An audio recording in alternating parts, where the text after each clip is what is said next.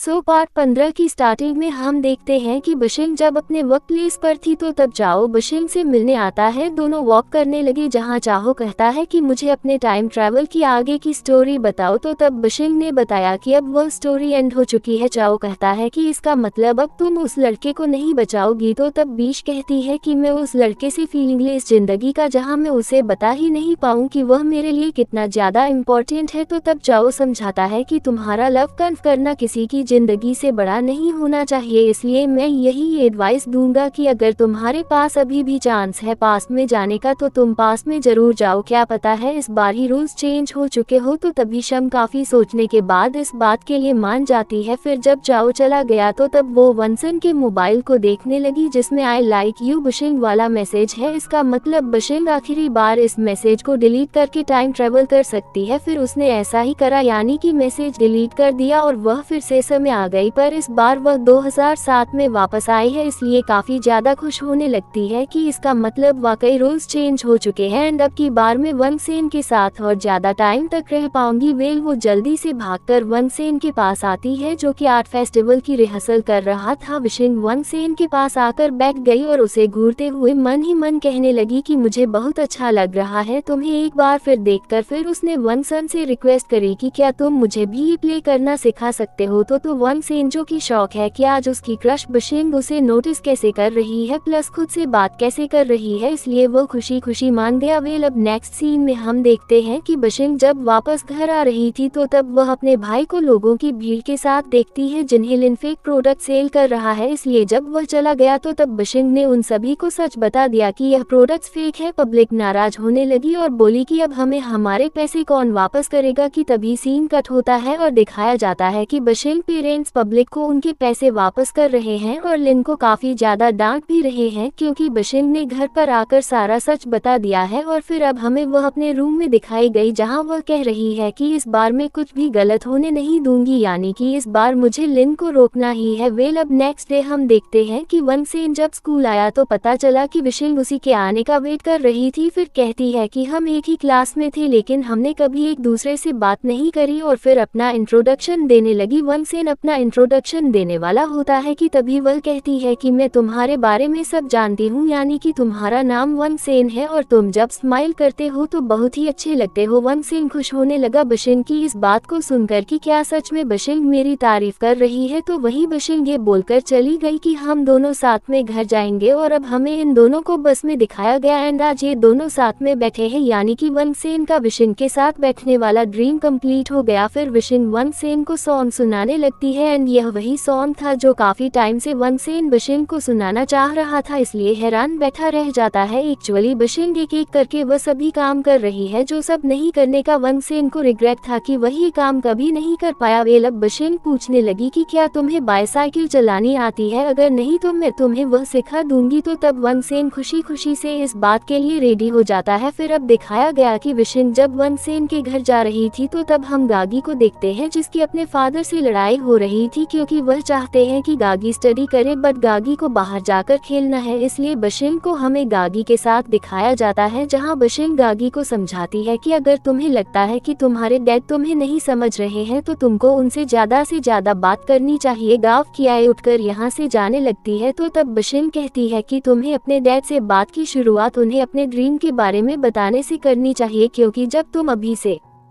उन्हें अपने ड्रीम्स के बारे में बताना शुरू करोगी तभी वो फ्यूचर में तुम्हें सपोर्ट करने के लिए रेडी होंगे। तो तब का बिना कुछ कहे यहाँ से चली गई। वेल अब हम वनसेन और विशिंग को बाइसाइकिल चलाते हुए देखते हैं जहाँ वनसेन काफी ज्यादा नर्वस था, यानी उससे बैलेंस नहीं बन रहा था। तो तब विशिंग कहती है कि तुम इस डर में हो कि कहीं तुम मेरे सामने गिर नहीं जाओ और फिर तुम्हारी इंसल्ट नहीं हो जाए, इसलिए तुम सही से ट्राई नहीं कर रहे हो। वनसेन हैरानी से विशिंग को देखने लगा क्योंकि यही बात सच थी। पुलो बशिंग वनसेन को बिना देखे बाइसाइकिल चलाने लगती है और जब थोड़ी आगे जाकर गिर गई तो तब बिशिंग के पास जल्द से जल्द आने के चक्कर में वनसेन फाइनली बैलेंस करके बाइसाइकिल चला लेता है एंड जल्दी से विशिंग से आकर पूछने लगा कि क्या तुम ठीक हो। तो तब बिशिंग हंसती है और कहती है कि मेरा गिरना काम कर गया। तो तब वनसेन भी बिशिंग की बातों पर हंसने लगा। वेल अब दिखाया गया कि वनसेन रात में अपना वही ड्राफ्ट वाला मैसेज देख रहा है जिसमें उसने टाइप कर रखा है कि आई लाइक यू बशिंग, क्योंकि जिस तरह से अब इन दोनों के बीच दोस्ती हो रही है उसे देखकर वनसेन का इरादा हो रहा है कि वह जल्द से जल्द बिशिंग से अपनी फीलिंग ले। सब नेक्स्ट डे हम देखते हैं कि जब वनसेन और बिशिंग को घर जाना था तो पता चला कि बाहर बारिश हो रही है। दोनों के पास अम्ब्रेला भी नहीं थी, इसलिए वनसेन बिशिंग से यह कहकर गया कि तुम यहीं रुको, मैं अभी आता हूँ। बट बिशिंग रुकी नहीं और वनसेन के पीछे पीछे आने लगी कि तभी उसकी एक लड़की से टक्कर हो जाती है जिसके पेपर्स नीचे गिर गए। बिशिंग को याद आया कि सेम इसी तरह मेरी इसी सेम लड़की से टक्कर तब हुई थी जब मैंने कुछ देर के लिए टाइम ट्रैवल किया था, यानी इस लड़की से टकराने के बाद मैं वह के पास गई थी जिसको जब मैं अपने साथ लेकर जा रही थी तो तब वनसेन का मोबाइल नीचे गिर जाता है और उसे जब मैं उठाने लगी थी तो तब उसमें मैंने आई लाइक यू वाला मैसेज रीड कर लिया था, जिसको रीड करते ही टाइम ट्रैवल एंड हो गया था। इसलिए घबरा कर कहने लगी कि मैं 2007 में पहले भी आ चुकी हूँ कि तभी उसको वनसेन दिखा जो कि बिशिंग के लिए अम्ब्रेला निकाल रहा होता है। बिशिंग कहने लगती है कि इसका मतलब आई लाइक यू वाला मैसेज तुमने इतने साल पहले ही टाइप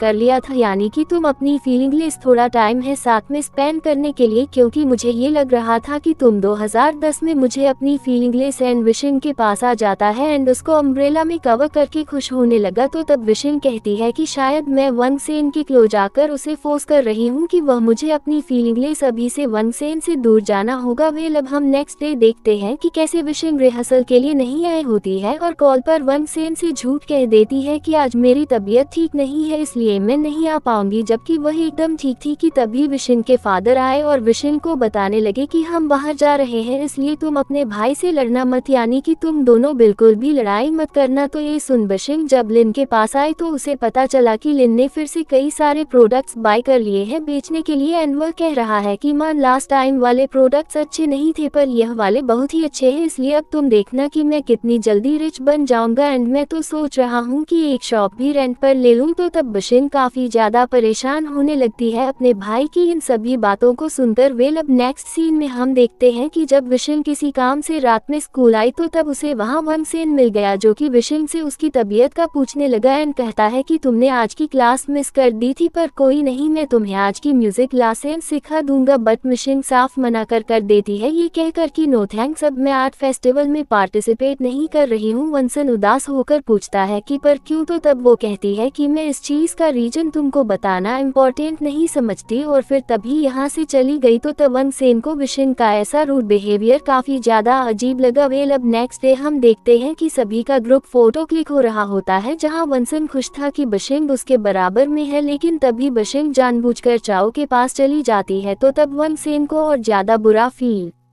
होने लगा कि बिशिंग अचानक मुझसे दूर क्यों भाग रही है, तो वही बिशिंग को भी ऐसा करके अच्छा नहीं लगता है, इसलिए जब फोटो क्लिक हुई तो तब वो नॉन स्टॉप बस वनसेन को ही देख रही थी। वेल अब नेक्स्ट सीन में हम देखते हैं कि बिशिंग के भाई लिन ने फाइनली रेंट पर शॉप ले ली है, जो सब देखकर बिशिंग को काफी ज्यादा गुस्सा आया कि मैंने आपसे मना करा था ना कि आपको ये सब काम नहीं करने हैं, फिर भी आप मान क्यों नहीं रहे हो। बट लिन बिशिंग की एक नहीं सुनता क्योंकि वह वही सब काम कर रहा है जिसकी वजह से फ्यूचर में वह खुद तो फंसेगा ही और दूसरों को भी प्रॉब्लम में लेगा। वेल अब नेक्स्ट सीन में हम देखते हैं कि बिशिंग जब लाइब्रेरी में थी तो वनसेन उसके पास आता है, बट वनसेन को देखकर वो यहाँ से चली जाती है। तो तब वनसेन को एक बार फिर काफी बुरा लगा। फिर अब नेक्स्ट डे हम देखते हैं कि बिशिंग जब अपने घर से बाहर आई तो तब वनसेन उसका बाहर वेट कर रहा था। बिशिंग पूछने लगती है कि तुम यहाँ क्यों हो, तो तब वनसेन कहता है कि इसलिए क्योंकि मुझे जानना है कि तुम मुझे इग्नोर क्यों कर रही हो, क्या मुझसे कोई गलती हो गई है। तो तभी बिशिंग कहती है कि नहीं ऐसा नहीं है, पर बस तुम मुझे अकेला छोड़ दो, और फिर तभी यहाँ से चली गई। अब हमें लिन दिखाया गया जो कि बॉस ली से पैसे लेने आ चुका है और काफी रिक्वेस्ट कर रहा था कि प्लीज मुझे पैसे दे दो, पर वो उसे पैसे दे ही नहीं रहे थे कि तभी बीसिन भी यहाँ आ जाती है और अपने भाई को जबरदस्ती लेकर जाने की कोशिश करने लगी, बट लिन मान ही नहीं रहा था। तो तब बिशिंग को काफी ज्यादा गुस्सा आ गया। बॉस ली बिशिंग के पास आए और कहने लगे कि हमें तुम्हारा एटीट्यूड पसंद आ रहा है। तो तभी सिन कहती है कि तुम मुझसे बिल्कुल भी बात मत करो क्योंकि मुझे नफरत है तुम जैसे लोगों से जिनके लिए इंसान की जान से बढ़कर पैसे होते हैं। तो तब बसली चिढ़ जाते हैं, इसलिए लिन को पैसे देने के लिए अपने साथ ले गए। तो वहीं बॉसली के आदमियों ने बिशिंग को बाहर ही रोक लिया। एक लड़का कहने लगा कि इस लड़की को सबक सिखाना होगा, इसलिए वह माजी से बिशिंग को मारने के लिए बोलता है। तो तमाज जो कि नया इनकी गैंग में ऐड हुआ है, उसकी हिम्मत नहीं हुई लड़की पर हाथ उठाने की। तो तब दूसरे लड़के बिशिंग को मारने वाले थे कि तभी वंसन यहाँ आ गया जो कि बिशिन को कवर कर लेता है, यानी कि उसने बिशिन को बचाने के लिए काफी ज्यादा मार खाई। तो वही बिशिन काफी बुरी तरह रोने लगी और बोली कि तुम सभी प्लीज वनसेन को मत मारो। तो तब मार्च कहीं ना कहीं ये सब देखकर शॉक खड़ा रह जाता है कि कैसे बॉस ली के आदमी जबरदस्ती लोगों को मारते हैं। एंड उस टाइम वो वनसेन का दोस्त भी नहीं बना था, इसलिए वनसेन को बचाता भी नहीं है। वेल अब हमें वनसेन को हॉस्पिटल में दिखाया जाता है जहां डॉक्टर बताते हैं कि वनसेन को रेस्ट की जरूरत है। तो तब पहले विशिन वनसेन को काफी ज्यादा डांट है कि तुम मुझे बचाने क्यों आए थे, तुम क्यों सिर्फ खुद के बारे में नहीं सोचते हो। पर अब नेक्स्ट डे दिखाया जाता है कि विशिन वनसेन का पूरा ख्याल रख रही है, यानी वनसेन का बैग खुद लेकर स्कूल जाती है ताकि वनसेन के शोल्डर्स में पेन नहीं हो। और यहाँ तक कि क्लास में भी वनसेन के पास बैठती है वनसन का ध्यान रखने के लिए। वनसन का दोस्त बोला कि पर ये तो मेरी सीट है। तो तब वो कहने लगी कि पर आज से यह मेरी है जब तक कि वनसन ठीक नहीं हो जाता। वनसन भी अपने दोस्त से जाने का इशारा करने लगा। तो तब दोस्त इन दोनों को कपल समझकर खुशी खुशी यहाँ से चला जाता है। नेक्स्ट सीन में हम वनसन के घर का सीन देखते हैं जहाँ ये दोनों साथ में मूवी देख रहे होते हैं। पर जब वनसन सो गया एंड बिशिन भी सो चुकी थी तो पता चला कि ये दोनों काफी क्लोज आ चुके थे। बिशिन उठती है, फिर वनसेन को ध्यान से देखने लगी, मन ही मन ये कहकर कि मैं तुमसे इतना ज्यादा प्यार करती हूँ कि चाहकर भी दूर नहीं हो पा रही हूँ। और फिर जब वनसेन को किस करने वाली थी कि तभी वनसेन उठ गया एंड हैरानी से बिशिन को देखने लगा कि वो उसके इस टाइम कितनी ज्यादा क्लोज है। इस जब खुद भी बिशिन के पास आकर उसे किस करने वाला था, बट तभी बिशिन दूर हो गई एंड बहाना करके जल्दी से यहाँ से चली जाती है। वेल अब नेक्स्ट सीन में हम लिन को देखते हैं जिसने कॉन्ट्रैक्ट पर साइन करके बॉस ली से काफी सारे पैसे ले लिए हैं, यानी कि लिन बिशिन के काफी रोकने पर भी नहीं माना। और बस फिर इसी सीन के साथ यह पार्ट यहीं पर एंड हो जाता है।